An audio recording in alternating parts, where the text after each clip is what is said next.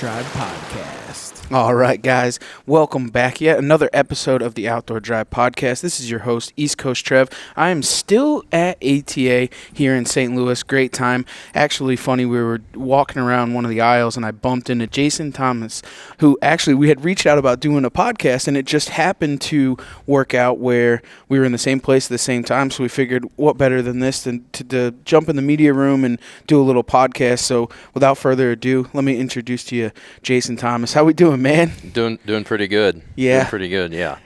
How's the ATA been for you?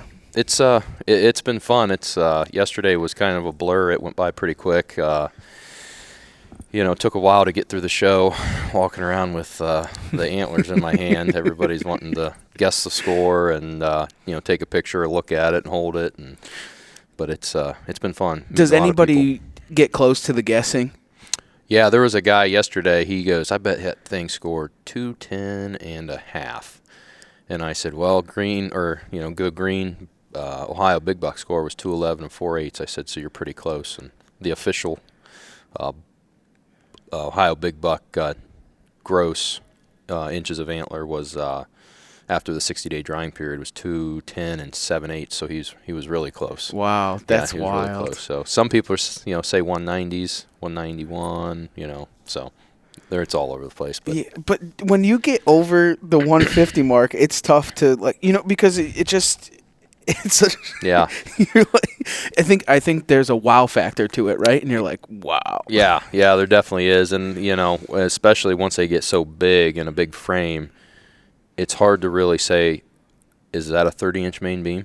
I don't know. I've never held one. Yeah. So you're looking at it and like, okay, most deer people shoot have 20, 22, that's a big main beam, but when you start talking just shy of 30 inches, it starts adding up quick. And we shoot to as avid trophy hunting whitetail guys that we shoot for that like 140, 150. We've seen pictures of millions of them, and we can look at it and be like, all right, that thing's got a 10-inch G2, and you're just like, all right, we know the that 150s, the 140s and 150s. You're like, okay, it's a big 8-pointer. It's probably 140, and then it's a same deer but he's a 10-pointer. Okay, that's probably 150. It's pretty easy, but once they get into the 170s. Really, you've got to really take a look at him and be like, man, I don't know. We guessed him on the hoof because I had tons of history with this deer.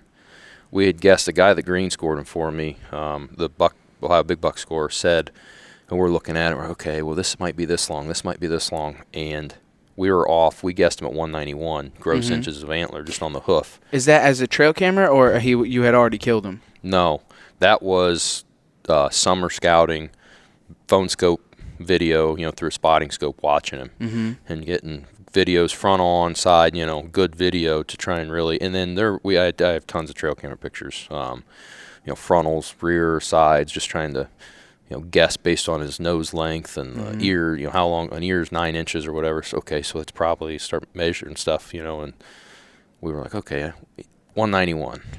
And we were off by 20 inches. Yeah, but still, dude, 190. Yeah. You don't pass that deer. Nah, I don't think the only person I've ever heard of saying he passes a 190 was Adam Hayes. Yeah. And he says because you can't kill a 200 if you shoot a 190. That's right. And I'm thinking, the guy, he's like, must got a screw loose or something. He just wants to shoot 200, so I get it. But there's a video of him passing a 190-inch deer because he was hunting a 200-inch deer on that same farm. I'm like, my goodness, this guy is on another level. Do you think that you could have passed that deer if he come by you? No, I would have shot that deer last year if I had the opportunity at 170. I would have shot him last year, no question. And it just proves a point, right? Like where you hunt to hunt, right? Like yeah, you have a certain amount of like the rest of us, but if you're picking out a certain deer, but if that deer of that caliber that you are chasing walks by you, it doesn't matter. Yeah. If I'm hunting this same property next year and a 150-inch deer walks by, he's going to get an arrow shot at him because I'm not 150-inch deer gets my heart racing. I mean, 140 does, but those ones get the pass. Yeah. But 150 or better, it doesn't. I mean, following a deer like this, it's going to get me just as excited as this deer did. So. Well, why don't we put this thing right in four-wheel drive, man? Why don't you tell everybody who you are, where you're from, and a Mhm. little bit about what you do. Yep. So my name's Jason Thomas. I'm born and raised and live in Ohio. Situated directly between Cleveland and Columbus. I grew up, started at a young age in the outdoor industry, or not outdoor industry, but in the outdoors. My dad was a trapper. He would trap, when he'd get laid off through the winter. He would run trap lines. He would deer hunt, rabbit hunt, and he introduced me to the outdoors at a very early age. Bought me a little Rossi 410 single shot and took me out rabbit hunting, and then that led to squirrel hunting, and then I wanted to try and shoot a deer, so we went and bought a Horton crossbow, and it just slowly evolved into, I focused more on hunting than I did other things, and that became a real passion. Ginseng hunting, morel mushroom hunting, shed hunting, turkey hunting. It was anything I could do to be outside. I mean, that's what I was going to do. But yeah, bought my first compound back in 2010. So I've been compound hunting for a while. I shot this deer with a crossbow, but anything I can do to get in the outdoors, I'm going to do it. And for work, I work in construction. I work for a local company called Simonson Construction, and it allows me to get out, be in the outdoors a little bit more. I used to work and travel a lot, and I didn't do as much hunting as I wanted to, and now I'm able to do a lot more of it.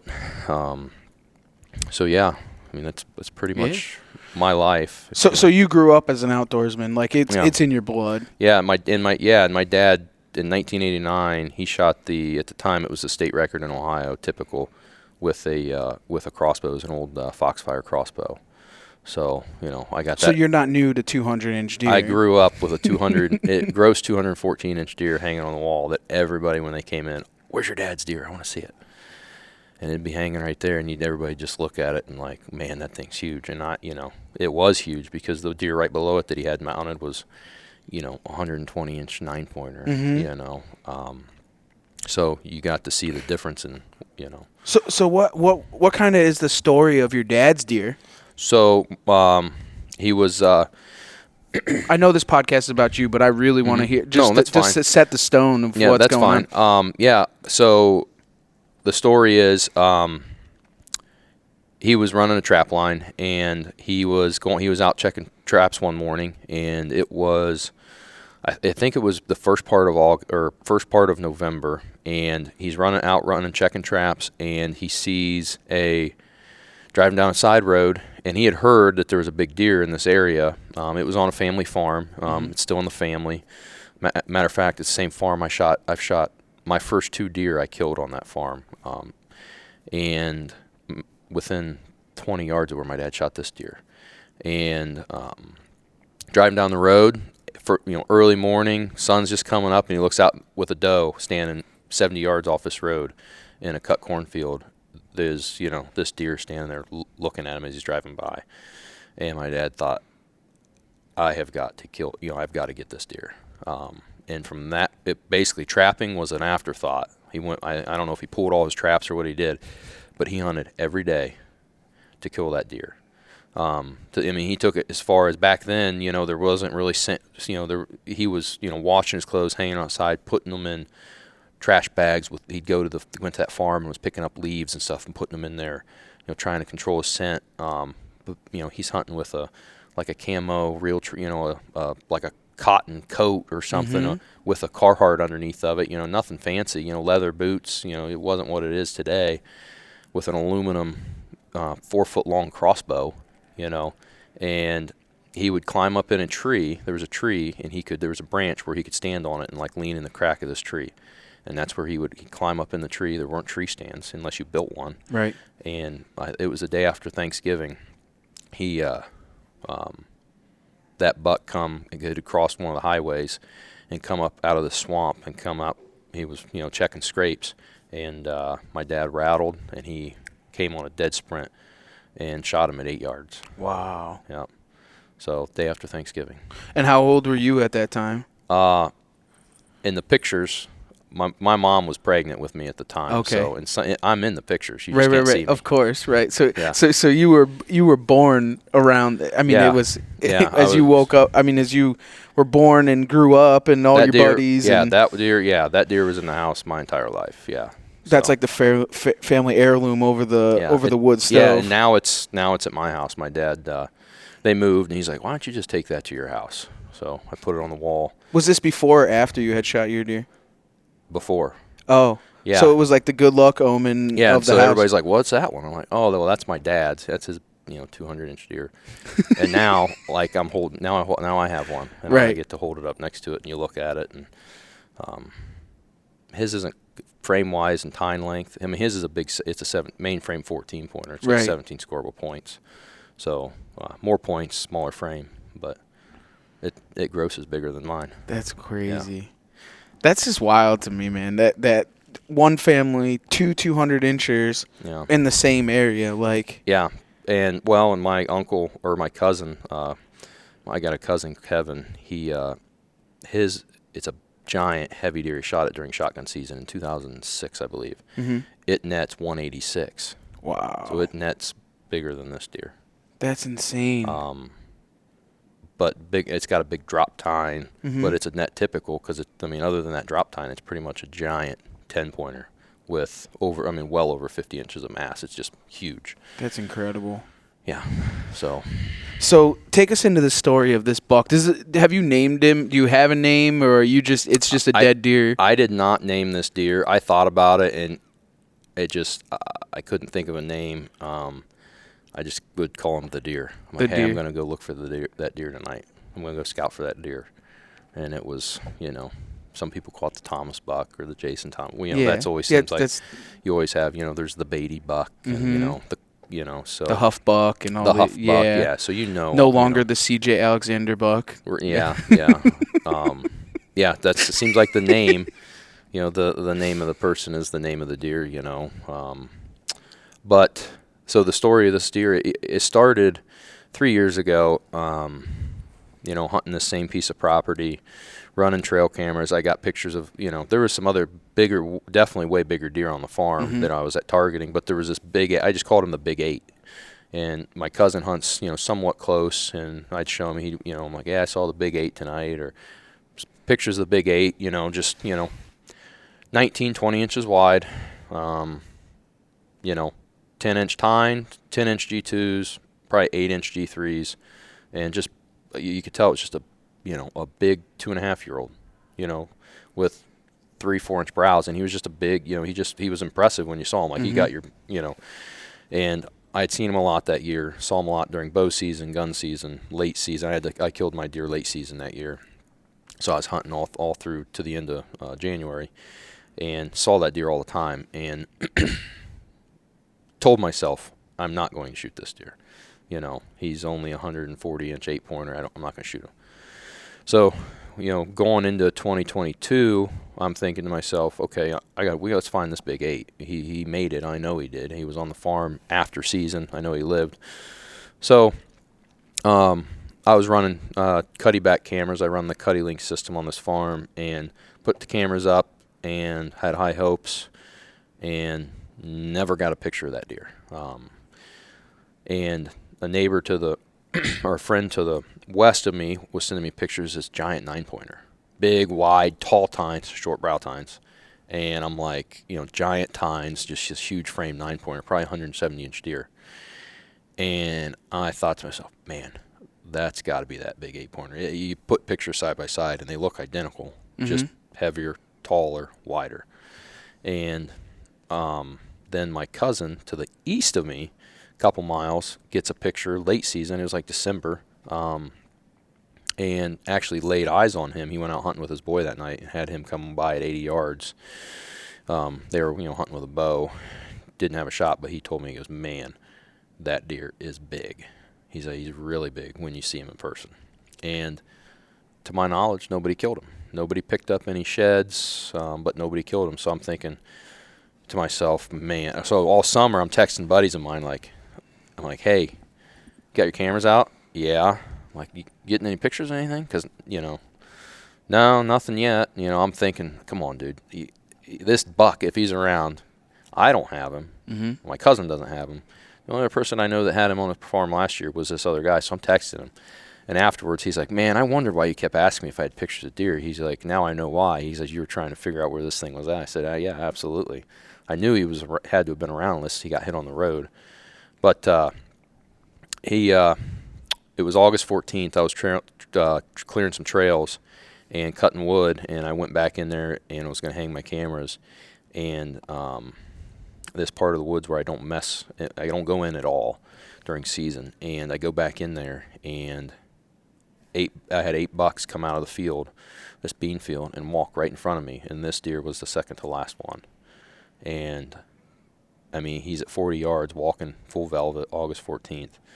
I got a 9-minute video on my cell phone. You know, I'm standing there holding my cameras, and I got my phone leaning up against a tree trying not to get seen. And is he full growth at that? He's not full growth at that time. He was pretty much full growth. You could tell. You could. Oh gosh, yeah, you could tell. He looks exactly like. I mean, so then I'm thinking. I'm texted a buddy. I go. I just saw a absolute giant. I said it could be potentially. It could push it. I said there could be pushing the state record. You know, not knowing there. He had a little crab claw and some other stuff going on, but at the time, you just seen the width of the frame and the giant tines. So I put up the cameras and went home. I bought 4 more cutty backs, went and put them up. So I got 10 cameras on this property trying to get pictures of this deer. And that night I got a picture. That night I set that camera, I got a picture of him coming up, going back into that bean field. Mm-hmm. So then it turned into, I started knocking on doors. I started, asking people for trying to get more permission in the area, just so, because the deer the year before never stepped foot on the property I hunted. So in my mind, I'm thinking, do I just hunt this farm and hope that he's, obviously he's close now. Right. But once he changes, sheds velvet, is he going to leave? Is he going to go to did he summer and winter on your property? Or at least summered there? He summered, yeah. Yeah, he summered there. Had there been any sheds up to this point? Nope. Still? Still none. Nobody's come forth with anything? Nothing. People sent me pictures. No, that's not him. Because they're you know him all the way through all the steps. Yeah, so I know, that's not, the guy sent me a giant 5-point side, but it was perfect, heavy, tall. He goes, yeah, I found this one last year, and he somewhat close. And I thought to myself, that's not him, but that deer is big. Thank you. Yeah, Thank you. Okay, now I have it. There's no way. I mean, it's like, when I say somewhat close, 10 miles. Oh, geez, yeah. So, now my question is, so the property that you're putting those cameras on and you've seen him summering, how big is that piece of property? Or does that It's not very big. Okay, I'll put it that way. Okay, that's all we needed to know. I mean, you would consider it a farm. It's not. I wouldn't. It's not a farm. Right. Because I'm just trying to think, and you're small. saying that you're going and getting other pieces of property to put the pieces of the puzzle together, but then knowing that that deer is not on your property, you haven't seen him at this point on your property. Correct. Yeah. So I was, I knocked on a door, on a 100-acre piece of, a farm. Mm-hmm. There's another one that's 80 acres. Then I'm knocking on. Right. This. Okay. Well, I know this deer came into was in this area. So I'm going to knock on this guy's door. He's got 4 acres. Maybe he'll let me hang a camera back here.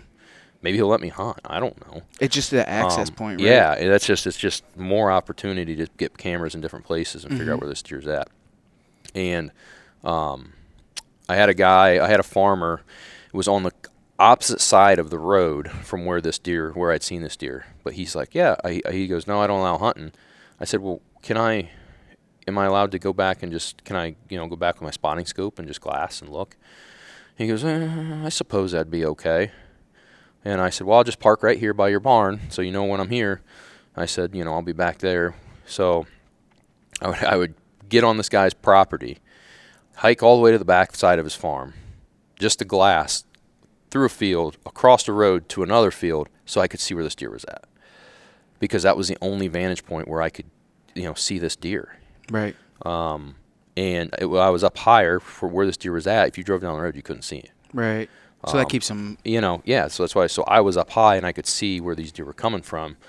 So I would just sit there, last hour of light and watch, and it was just every night. Just he wouldn't come in the same. Most of the time he'd come in the same spot. And one night I'm watching this little tractor path where they come out of this woods like clockwork, and they walk right past this dude's house. When I say right past, I'm talking 50 yards in a bean field. And I'm thinking, man, this guy, he wouldn't let me hunt. He told me I could groundhog hunt. He's like, yeah, you can groundhog hunt. I'm like, and he's told me I could put up cameras. I'm like, come on, dude, come on, let me. And I wrote him I wrote a letter and put it in his mailbox. And the guy, he didn't ever call me back. So then I start knocking on his door, and he won't answer. So then I run into the guy. I'm out, and I run into the guy. And I said, hey, Mr. So-and-so. I said, I put a letter in your mailbox about hunting. He goes, oh, yeah, I've been meaning to call you back. He goes, I don't allow any deer hunting. He said, but you can come groundhog hunt. And I'm thinking to myself, man, you've got to have seen this deer. You got to know why I'm knocking on your door. Right. And he never ended up letting me. But did he end up seeing the deer? Does he know the deer? I never asked him. Right. I use the approach as less is more. I don't want to say, hey, have you seen that giant deer that's standing behind your house? And he'll say, what deer? And then he goes and shoots it. He goes and shoots it, or he has a friend that he's close with that he'll allow the deer and say, hunt? hey, man, there's this big deer. You want to come shoot him? I didn't want that to happen. So I was just saying, do you guys, and he didn't ever let me hunt. I had another person let me put some trail cameras up, so I did that. And this guy that, I would go watch his field, and, I'd get velvet pictures of this deer almost every night. I would see this deer every night. And once I figured out, okay, the deer's not leaving, then I started going like a couple times a week. But I would still drive around, and if I didn't see the deer, I was, okay, well, maybe he's in this field, and I go look. Once he shed his velvet, I never laid eyes on him in person once he shed his velvet. It was like a clockwork when he had velvet on. But as soon as he shed his velvet, he was gone. I watched that field for 2 weeks. And he never stepped foot out in that field without velvet. I would get pictures of him, so I knew he had to been close to that field, but he was not coming out in daylight. He was not with the bachelor group of bucks, and I'm watching his bachelor group, the young deer. Okay, this deer's shed, this deer's shed, this deer's shed. They're still coming out. He's coming out with them, and then it's like he's the last deer that hasn't shed. He's still coming out, and then I go out there the next night. Here come all the bucks, and he's not with them. Like almost instantaneously once he lost his velvet. It was like the next night. Like I'm like, well, where'd he go? And a couple of days goes by, I get a picture of him, and he's hard-horned. And then from there, the pictures became less and less and less and less frequent. So I immediately started panicking. So I went and I started driving around thinking, okay, he's not in this field no more. Mm-hmm. He's got to be on a neighboring property, or he's got to be, maybe he transitioned. So then, that's when I text my buddy, hey, have you got any pictures? You after any good ones this year? And he'd send me a picture of one. I'm like, crap, that's not him. But that's a nice one.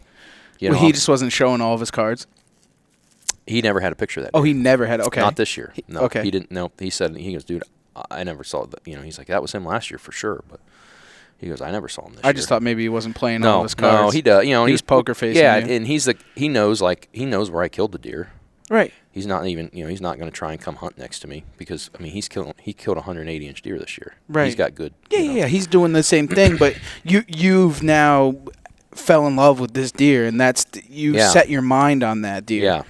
So he became less and less frequent, but he was coming in. I planted a food plot. Mm-hmm. He was coming in the food plot at night, sometimes, 8 o'clock, 9 o'clock, so not far after dark, in September. So he's around. He's around. But then, it became, I went a couple weeks, no pictures. And I'm just, sick to my stomach. And I had almost been like, you know what, I cannot figure out where this deer's at. I don't know. I'm driving properties. I'm asking people. I'm looking in fields. Nothing. So after I killed him, a couple people to the south of where I hunted, and good ways away, said that, oh yeah, I got a picture of that deer one night, or then another guy, not even to the east, yeah, I got a picture of that deer one morning or something. So I don't know if he was just started just roaming around, and then eventually he came back because the week I killed him, he showed up in the food plot at it's like an hour after dark. So what was the date that you ended up killing him? October 28th. Oh, I so think. it's okay. Yeah. Season opens September 29th or 30th. Mhm. That's the last Saturday in September is when it opens. So, So a it month was in. about 4 weeks into season, and I had hunted a lot. Right. Just trying to. I had a daylight picture of him the week before season. I had put out some analogics. I think it's like their Gold Max or something. It's just like a protein feed. It's got soybeans, corn, and sunflower seeds in it, and some protein stuff. I put that out with some apples and pears, and I get a picture of him the Saturday before season opens, and there he is at, an hour after dark, or an hour after sunrise. And you're licking your chops and I'm thinking, you're please, like, okay, he's here. Please stay around. You got 7 days. Right. And that was the only daylight picture I got of him. Just one. That's wild. Yeah. So did you end up putting the pieces of the puzzle together, like where he No. went, or? No, I did not. No, I don't want to say that I put the pieces together, no. Or understanding what he was doing? Now, after I've talked to some people, I think I know where he was staying. Right. Seeing where he came from that morning. Now, he ended up bedding on the property where I hunted the morning I killed him. But he came from a property where I think he was spending more of his time. A non-hunting property? A little bit of hunting. Yeah. Not any bow hunting. They do a little bit of gun hunting. Late season gun hunting. Yeah, they'll come out and gun hunt. They got they do a little bit of hunting. Yeah. So that guy ended up actually telling me, he's like, yeah, I saw that deer. He's in my front yard a couple times. And I'm thinking, and you didn't go buy a crossbow and try and shoot him? Or Yeah, but to some people, it is what it is. Yeah. Oh, I seen that big buck. Yeah. Like it's a different thing because like guys like us, we live, breathe, and die to just try and shoot big deer. You know what I'm saying? Where some people are just like, that's a big deer. Like it's a. Or maybe they just they don't really maybe realize what they're looking at. I mean, obviously it's a big deer. Like, oh, that's a really big deer. Maybe they don't quite realize what that big of a deer means. Some of us are just ate up in that. You know what I'm saying? Yeah. Like we surround ourselves with chasing big deer and seeing big deer. Yeah, you could probably put a 250-inch deer on some people's property and they could care less. Yeah, they just go, oh my God, that's that big. There's a big buck Yeah. on my property. Like, but what is a big buck in conception? Like, if somebody sees this deer, they're just gonna be like, oh my God, I saw this giant deer. It's out past his ear. You know what I'm saying? Like, it's totally different. Yeah, he had to have been at least a 12-pointer. That's what you hear. Oh, he's at least a 10-pointer, a 12-pointer. And I'm thinking, okay, that doesn't mean he was big. No, guys like us are like, all right, what'd the G2 look like? How's the brow tines? Was he? Yeah, Yeah, we pick it apart. Other people, I think it was at least a 10 or a 12-pointer. He looked pretty big. Yeah, and everything's a 12-pointer if it's big, right? Yeah, the bigger it is, the more points it adds. It was 14 points. No, Yeah. what? No. Yeah, that's funny. That's exactly how it is. My mom will be like, yeah, I saw a big deer. He looked like he was at least, probably an 8 or a 10-pointer. He was pretty big. And I'm thinking, okay, well, was it a 100-inch 8-pointer, or 110-inch 10-pointer? I don't know, but that looks big to a lot of people driving down the road. And your mom's seen 200-inch deer. Yeah, that's the only thing. My mom is. She knows what a big deer because right. I'm showing pictures and she's had them on the wall. She comes and looks. My parents come over and check out my deer. Right. When we kill them. So yeah, they know it. If it's little or not a big deer. But right. So back to the deer. After I killed him, I had a guy stop by. He goes, man, he says, I saw that deer. He goes, did you kill the big one? And it's funny because he does it. He every year will stop by because last year my wife shot a big 160-some-inch 12. The year before I shot a 173-inch 15-pointer. So we're shooting good deer, and every year he'll stop by. Hey, I heard you shot the big one. And I said, well, how big is he? He goes, he's really big. You know what I'm talking about. I said, you got a picture of him? He goes, yeah, I got pictures of him. He was coming to my apples every day. So he starts showing me pictures, and I'm okay, that's 10 minutes after shooting light. That's 20 minutes before shooting light. Like in the evenings, I'm like, okay, and I can see this dude's apples from my tree stand. We're about 80 yards apart, and I'm like thinking, okay, all right, okay, I didn't have pictures of him that day. I didn't hunt that day, but there he is standing at that dude's apple. And I'm like, he's showing me his picture. I'm like, well, so where was he coming from? And he's like, oh, he's coming down and coming.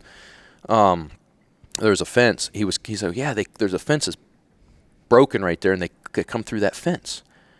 And I'm like, man, I would have never guessed they would have traveled through there. He's like, yeah, they all come out right there. And then he's like, yeah, that buck come out Friday night. I was at a football game, home playoff game. And it was the night before I killed him. And he goes, yeah, I was hunting. He goes, I couldn't. He goes, I knew you weren't hunting. I could see your stand. He said, he come out right underneath your tree stand. And he goes, I grunted at him, and he took off running and ran right back into the woods under your stand. And I'm like thinking, you've got to be kidding me. Looking back, like, man, that could have been potentially my only opportunity to see that deer. Who knows? He's right underneath your nose the whole time. Yeah, so the deer was close. I don't know. 80 yards, 100 maybe yards. he was seeing me come in and get up in my stand. Mm-hmm. And I was hunting different stands on the property, depending on the wind. But I had hunted that particular stand, maybe 6 or 7 times. That stand was all, that's an evening stand. And, looking back, I'm thinking, okay, well, where he was, the trail that comes out of this thicket on this neighbor's property, and he come out of that thicket the morning I shot him, and he come out of that thicket and come into the corn and ended up bedding in the corn. So I'm thinking maybe he was bedded in that thicket and was just kind of staying on that piece of the property and not coming, into where I was at. And they had just cut that cornfield, I think earlier that week into silage. So maybe that's why he was. And I think I saw that deer one time. I was hunting that same stand that I was referring to, right the day they cut that silage, and I could see deer at the far end of this field, probably 350 yards away. So I climbed down and got over this big rock. There's right on the property line, and you can climb up on it. I mean, it's a giant rock. I climb up on this rock and I'm looking. And it's after shooting light, and I can just see, with your binoculars, you can see late, and I'm looking, I see this giant big frame. But there was another decent deer that, score-wise is not that great, but he was a big deer. I'm like, man, I just can't tell. Looks like a giant frame, but at 400 yards with dingy lighting, and, you're using the tree line as the backdrop to kind of cast or, shade his, see his antlers. I'm thinking, okay, was it him? Or was it that other deer? Or, I didn't know. But I put a camera down there. I never got a picture of him down that way. But so I guess to get farther in the story, the morning I killed him, the next morning I decided I was going to hunt that Saturday. I didn't know that deer was under my stand the night before. I found out after I killed him. But that morning I went in and I had hunted a stand. I had not hunted that yet this year. And it had rained all night. I was contemplating getting down. It was a slow morning. A lot of times late October mornings I don't hunt them early. I'll start hunting them late October sometimes on the weekends. And, I figured it rained. I can get in quiet. Corn's still up. I can slip in, slip out easy. Nothing's really going to see me. So I'm getting ready. I'm thinking, okay, I'm going to get down, and it's 9:30 in the morning, and I look down to the south end of this field, and there's a little bit of I call it a waterway, but it's not actually a waterway, just where the crops, it's wet, and the corn doesn't grow very tall, and there ends up being weeds and stuff in there, and he walks right up through there, walking right towards me, 250 yards away. And immediately, it's like my heart's racing. I look like with my binoculars, and it's just like, oh my gosh, there he is. And he's coming in. And I'm thinking, okay, he's going to come right up through here. He's going to hit this. He's going to come over, hit this tree line, and probably walk right up, because to my left is where I was getting all my pictures of him. Well, he didn't. He ended up bedding just off that waterway in the cornfield. I watched him get into the corn and watched him lay down. What is your emotions at that point? Like, and I'm thinking, and I'm immediately I'm still thinking, okay, I'm thinking, okay, should I grunt? Should I rattle? What should I do? Should I? But you didn't know at this point that somebody had grunted at him the night before. No, and that's one thing. I do carry a grunt tube with me. Sometimes I bring my rattle bag or antlers. I don't use them very often, because more times than not, I've grunted at a deer, they're going the other way, and they're going the other way quick. Ohio's notorious for that. I don't know why. It's because of hunting pressure. The pressure, right. Because it's tons of little 20, 30, 40-acre pieces that they're all being hunted. Mm-hmm. And a deer, if he's chasing a doe during the rut, that deer might run across, he might go in front of 10, 15 different hunters that day on 10, 15 different properties running a doe in a little mile block of, land, Mm-hmm. and people they see him and they're snorting, wheezing at him, or the little bleat can, or grunting at him, or, mm-hmm. and I mean, the biggest deer, not that before this one, biggest deer I'd ever seen on the hoof, I had him come through at 60 yards. It was middle of November. He'd been checking. He was checking scrapes, and I let him get down past me, and I hit a grunt at him. He turned and he looked my way, and he blew, and he hauled ass the other direction. And I thought to myself, I'm never going to do that again. So I don't, but the thought crossed my mind. Mm-hmm. You start thinking, you almost get desperate. You're trying to throw everything. You're thinking like, okay, God, this deer's bedded down. Do I wait? Do I see her all day? Do I get down? What do I do? Do I come back tonight, or do I try and get in that other stand? And my wind, I was north of this deer. The wind was coming out of the northwest, so he's blowing southeast. And, he couldn't smell me where I was at, and he couldn't see me. So I decided I'm going to get down. A little breezy out. He's bedded in corn. I got down, and I left. I went home. Called a buddy of mine. I say buddy, it's my cousin. Called him, like, dude, here's the situation. He's like, get your little stool. And we were talking. I'm like, I'm going to crawl. I think I'm going to try and crawl in. I had a mowed path along the cornfield. I said, I'm going to crawl in there, and I'm going to just get in the weeds, and I'm going to wait. And I'm just going to sit there and wait. And he said, well, you got a stool or anything? I go, yeah, I got a little tripod thing, but I'll just sit on my butt or sit on my knees. He's like, dude, don't do that. He said, you need to be prepared to sit there all day. He says, so you want to be somewhat comfortable. So I have a little fold-out tripod that's got a little, fabric seat on it. Yep. That's the size of a small cookie plate. And, I crawl in there. I got it in my left hand. My bow's over my shoulder. And I'm literally crawling on my hands and knees, to try and get in range of this deer. And I get to where I want to be, and I went into the cornfield, started to work my way up that waterway, and realized, this probably isn't going to work, because I couldn't sit down and be comfortable in the corn without brushing up against corn and stuff. So I backed back out and got on the south side of that waterway, and on the south side of that trail, on the west side of that waterway, and thought to myself, okay, if he comes down the waterway, I have a shot. There's a scrape to my left. I have a mock scrape. If he gets up and he goes over that scrape, because he'd come through that scrape that morning, if he comes over to that scrape, I'll have a shot. So I sat in the weeds and just waited. And at 2:30 in the afternoon, I'm playing video games on my phone, and I look up, and head's bobbing. Here he comes, walking right down the waterway. Wind's hitting him right in the back of the head. And I'm thinking, immediately, I just dropped my phone onto the ground. I didn't put it in my pocket. I was just I looked up, and I had my bow already positioned, and because I was using a crossbow, and I had my body positioned where all I had to do was just grab the bow and get up. And I ranged him. He was at 35 yards, and he stopped, and he was scratching his back with his antlers, looking to the opposite way of me.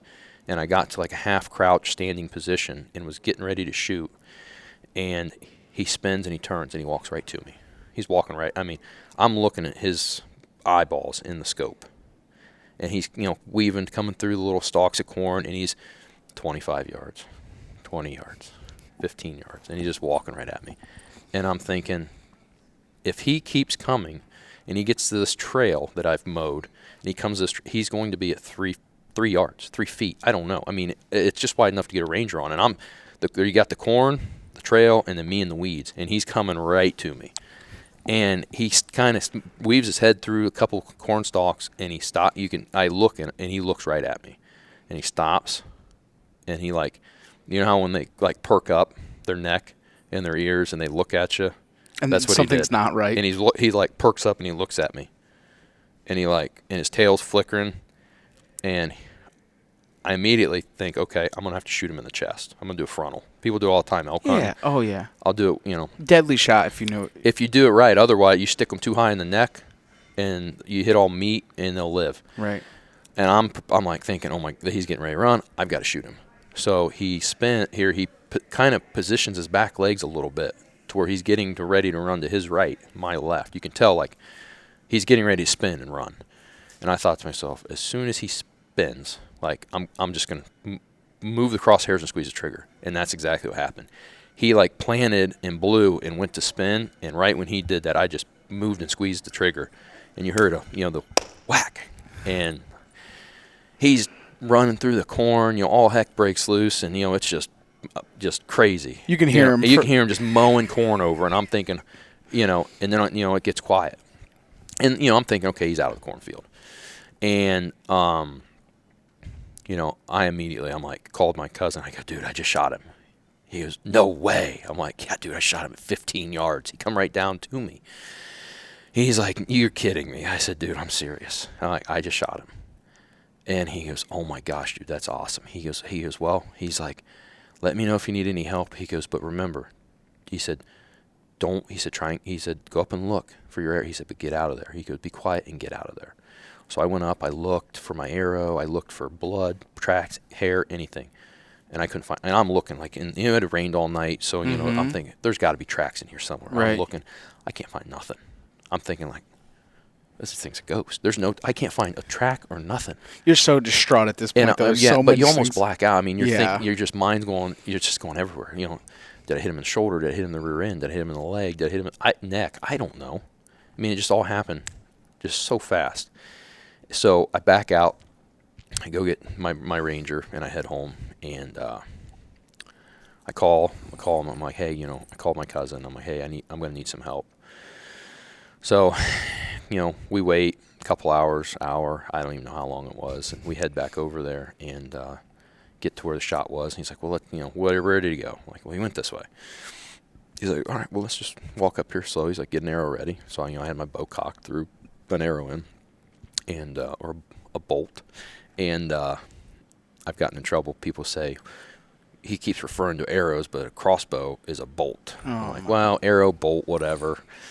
So we start working on, easing up through the corn, and he's like, hey, there's blood, and then you're like, it's everywhere. Both sides, it's everywhere, all over the corn, all over the ground. And he's like, dude, he didn't go far. So we just keep moving, just walking. I mean, you couldn't even stay in the rows of corn. You had blood all over you, It'd be, Right. You can almost sprint down the blood trail. you just as fast as you could walk. And we get up, and he was it was oddly enough, he was in like an open area in the cornfield where he died. And, he went maybe 120 yards, and he had, double lung, 3 inches behind the shoulder, complete pass through. I never found my bolt. My bolt. I never found my arrow. So it's tough when you're on the ground, anyways, right? Because it's a cornfield. That thing, cornfield, yeah. Shot out into a standing cornfield. I mean, it would have been tough. Yeah, that's wild. Hopefully, it's not in the farmer's tire. Well, hey, it is what it is. Thanks, farmer. Right? Yeah. What was kind of like the emotions as you walk up on this deer? Because there's no ground shrinkage, there's no nothing. You at this point know that he's very big, but not. Yeah, I mean and a lot of people are like, man, I don't know how you're keeping your. Do you realize what you did? I'm like, yeah, I do. Right. But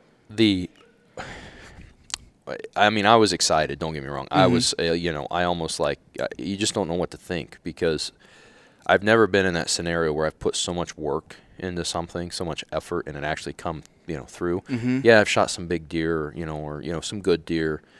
But this deer I was planting food plots. I was putting out supplements. I had feeders going. I mean, I had 10 trail cameras. I was scouting glass.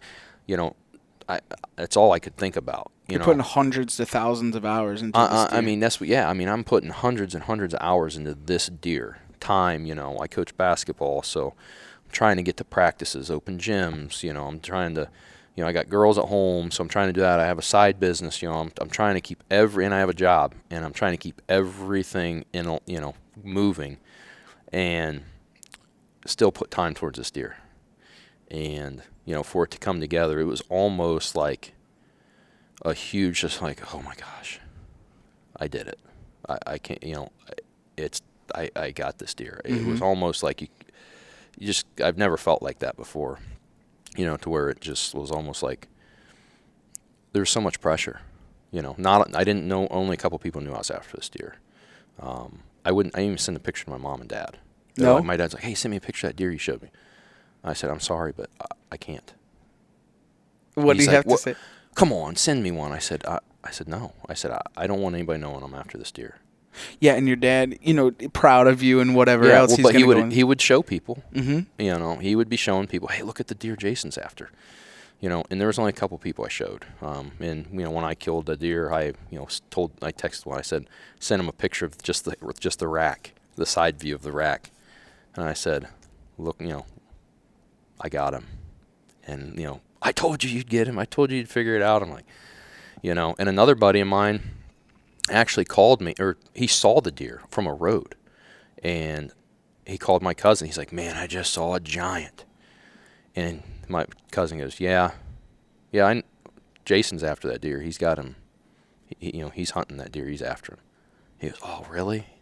He said, yeah, he's after him. And I said, he's like, all right. He's like, well, he goes, I was going to try and figure out, figure out a way I could get and hunt in that area. He's like, but if Jason's after him, I'll let him go. And he texts me. He goes, man, that deer is special. I said, yeah, I know. I said, I'll send you some trail. I wouldn't even send. He's seen the deer, but I wouldn't send him pictures. So he knew the deer was there, but he kept it a secret. He didn't tell nobody. He didn't. No. He's killed big deer too, so he knows Right. how hard it is. I mean, he's been after some big deer. But he respects it. Yeah. You don't find that very often. No. Yeah, I was nervous. Like, man, if he tells a couple people, then those people tell somebody. And he didn't. You have a hard enough time getting in on some of that property and that. So, I mean, like, yeah. I knew. It tougher. I knew, I cannot send. There's certain people, I'm like, there's no way I can send a picture of this dude. And you want to. I wanted to. I didn't even text any pictures of my wife. She knew. Right. She knew I'd show everything, but she, You would never. There was no trace of it. There was no. Yeah, I mean, You can see it on my phone. Two people had pictures of it. I entrusted two people, pictures, videos. I'd keep them. Hey, man, they'd be like, hey, have you seen that deer? Yeah, I saw him last night, or I saw him this morning, or whatever. They say, you'll figure it out. You'll get him. Because big deer are like money, right? People get crazy. They get weird. Yeah. And weird things do happen when you put a big deer in. They'll lease ground out from under you, or whatever, or start hunting on the property lines. And it's hard enough when that happens all the time with small deer. Right. 140, 50-inch deer. People, they do it. They'll lose their mind. Yeah, let alone a deer that grosses over 211 and 4/8 inches. So my question is, and always when you have a caliber of deer this size, there always comes negativity behind it, right? Mm-hmm. Yeah. And like obviously, like you had said yourself, bolt, arrow, so on and so forth. So there's obviously been some type of negativity that has followed behind you shooting it with a crossbow. Mm-hmm. And like, is there like it? And you hear other guys like, oh, he poached that deer, this, that, and the other thing, and like that kind of stuff. When it's a big deer like that, like you obviously have had to endure some of this. Yes. So there was, there's criticism, and most of it's from other hunters. There was some stuff I think maybe my sister might have shared it, or my wife might have shared it on Facebook. I don't have Facebook, but people comment like, I can't believe you have your kids with you standing next to that corpse and taking pictures. Whatever. They're anti-hunters. Right. They're against it. That's fine. But it's the hunting community that's kind of, it's just like, I hunt a lot out west, so I buy Sitka gear because it's pretty, it's tactical. It's good for hunting out west. It's light. It's durable. So, yeah, I mean, I was wearing Sitka when I killed deer. So guys start talking about you wearing Sitka and shooting. So guys are like, oh, judging by the Sitka and the crossbow, that deer probably cost at least $20,000, or that deer was, that's 100% a preserved deer, or 100% high defense, or,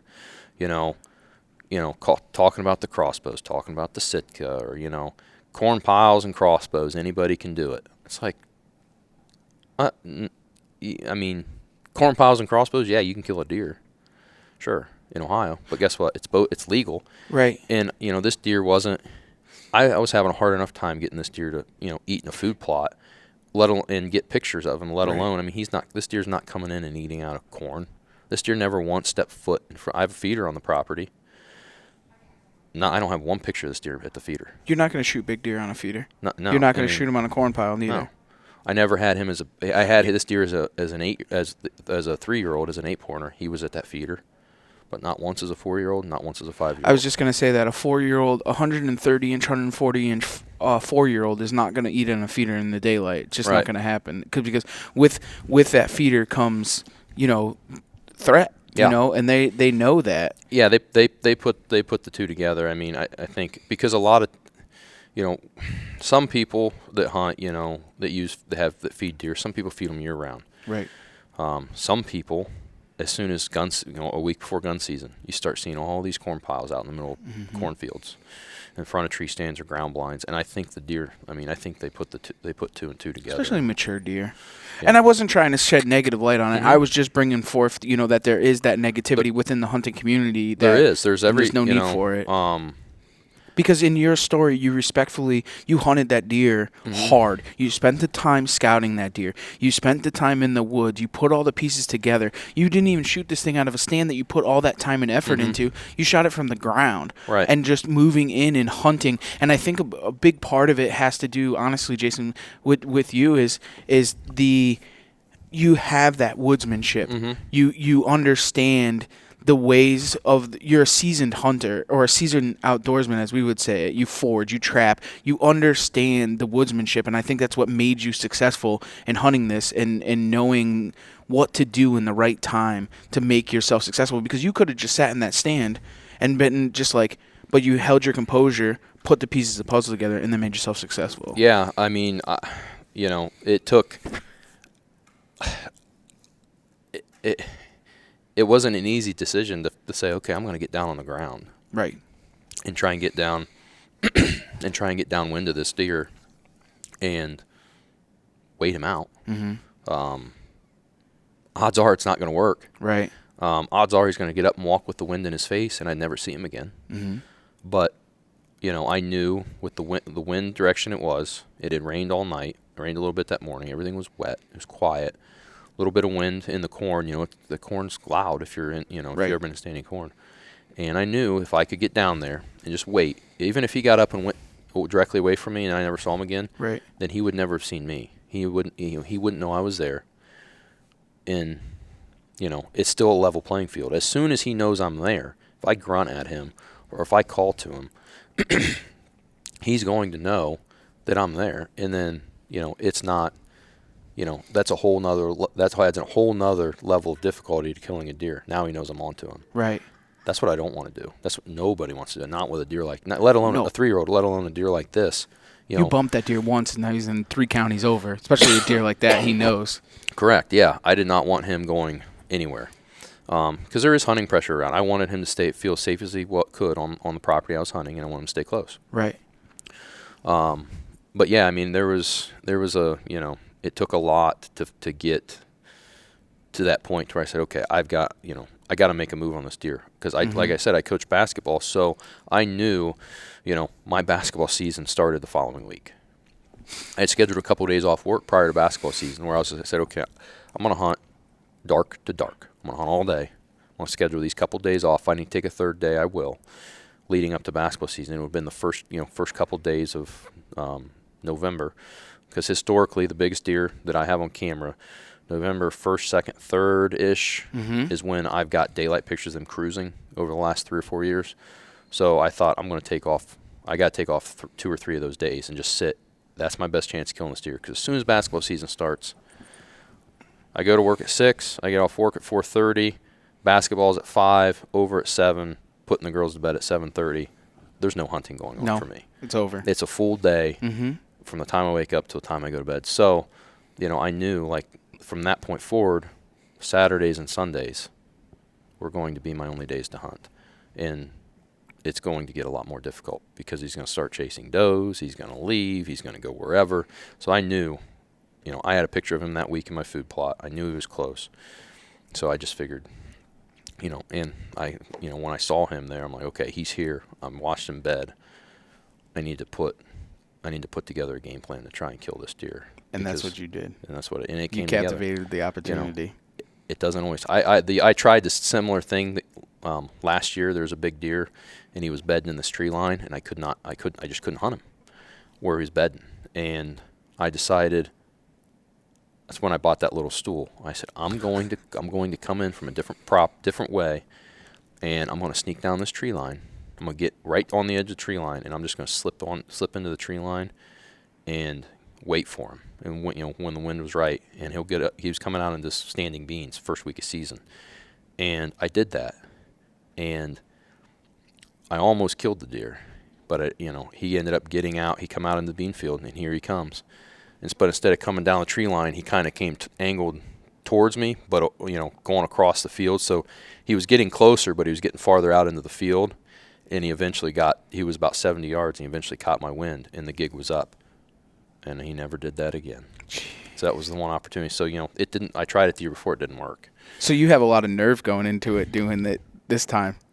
Yeah, it was. You have mixed feelings, I bet. Yeah, and I mean, I'm thinking every step, I'm on my hands and knees, and I'm just thinking, okay, I'm inching forward on my hands and knees, trying to stay low. I put it on my Go Hunt maps. I measured it out. I'm thinking, I'm going to be within 50 yards of this thing when I get set up.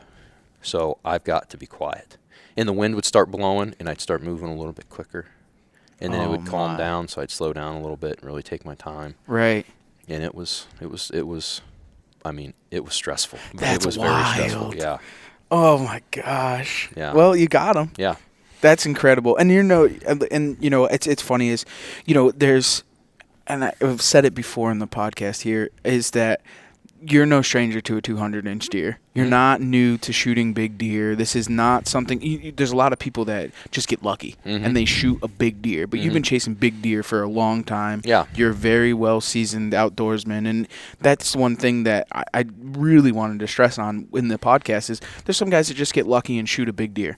And it's, great, congrats. It's awesome. But somebody like yourself that is seasoned and is not – is no stranger to big deer. It's cool to see when they succeed and they push that effort. Yeah, I mean, I've gotten lucky and killed good deer before. Right. I mean, I really have. I mean, it's all luck. It's mostly luck. Like, yeah.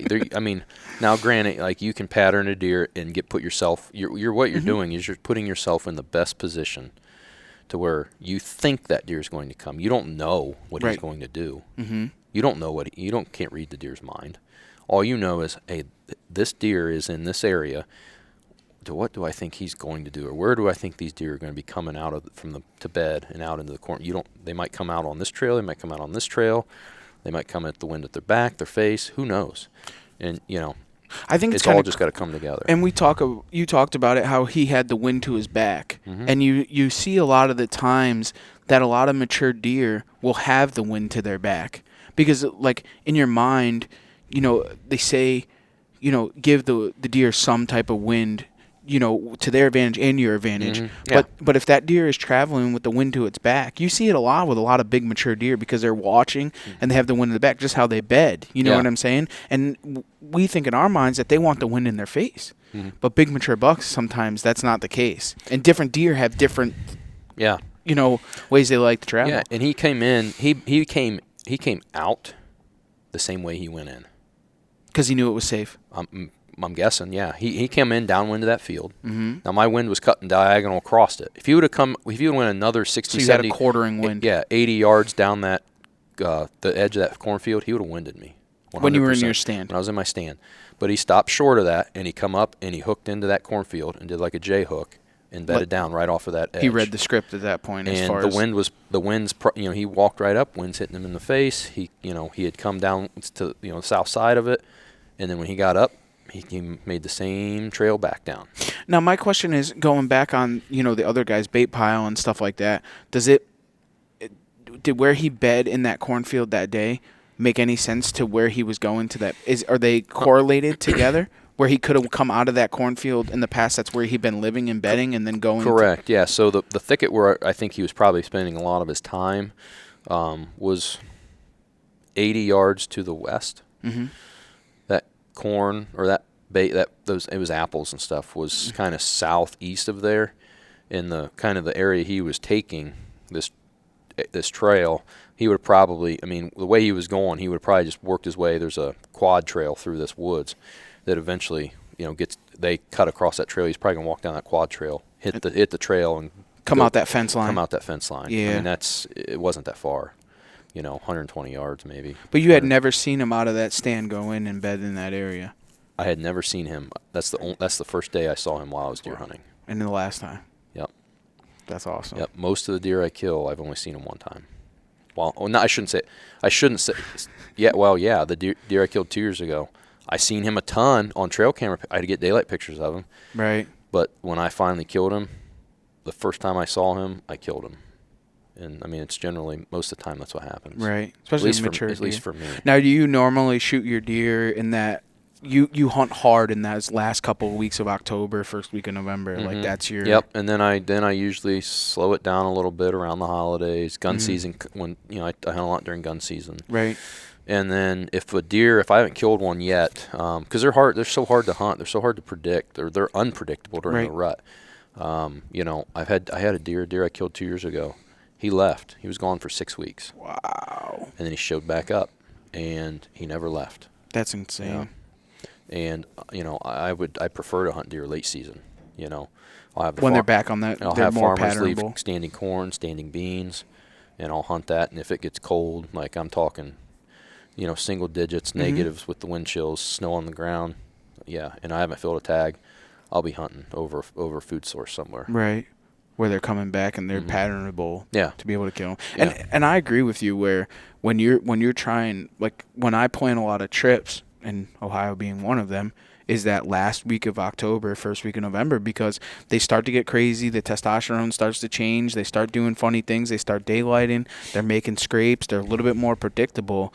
When you start getting in that second and third week, man, you're just hunting pinch points and you're just hoping. Yeah, that a deer's gonna come a doe is gonna come cruising down there. He's got a couple bucks chasing her. Right. That's what you're hoping. I mean, some of the most frustrating times to hunt is that peak rut because if there's a hot doe, there might be 5-6 bucks running around, but they're just running around and you can't get a shot, you can't get them to stop, and you're just so close and they're running around all over you, and it's frustrating.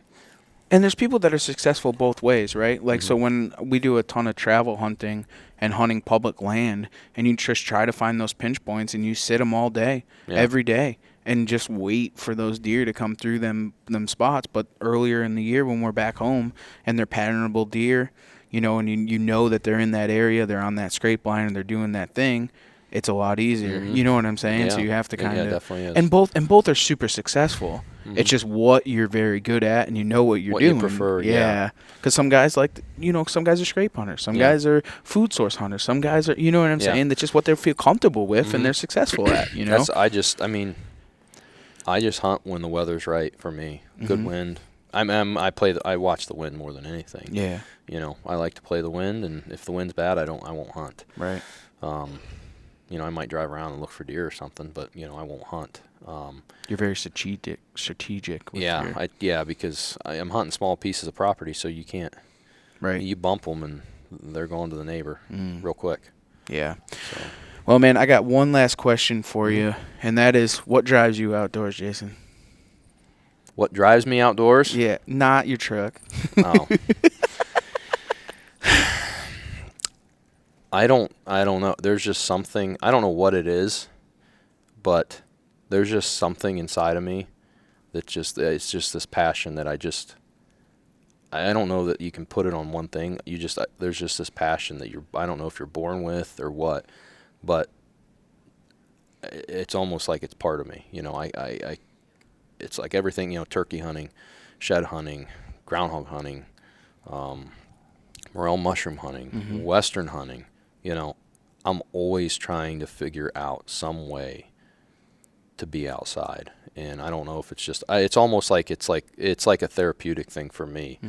If I go out west, it's like even if I'm not successful, it's almost like a reset. Like if I go out west and I'm sleeping in a tent or I'm on the mountains, it's like just everything goes away, and I don't really think about anything other than being in the moment. And it's just like it's just like a reset. Some people go shopping, when they're stressed out or whatever. I go outside, I go do something outdoors, and it, it seems like it resets me. Yeah. I mean, I can't disagree with you. Yeah. I mean, it's hard to put like, this is why I do it. That's why we asked that question. It's man. not. It's just like a therapeutic reset thing for me. I mean, it is. If I'm stressed or something, I'll go outside and I'll go do something. I'll go cut wood, or I'll do something. Right. I'll go drive around and Look go for deer. a walk, or I'll do something. But I won't get stressed and go. I don't play video games. I don't even own a video game console. Some people get stressed and they go to a bar, or they go, or they go ride, ride their Rangers, or everybody has their thing. My thing is, I go outdoors. I'll go down, go to a family farm and go turkey hunting, or go walk around, or just do something. Yep. That's what I do. That's awesome, man. Well, congratulations on an amazing buck, dude. Thanks for taking the time with us and doing the story. It's kind of cool. And yeah, I'm glad we met up out here. It's a busy time of the year. It seemed like I don't know. It's really perfect timing. It was. Yeah. It really was, man. Well, congratulations. Let's get back to the ATA, and for everybody else, thanks for taking the ride right here on the Outdoor Drive.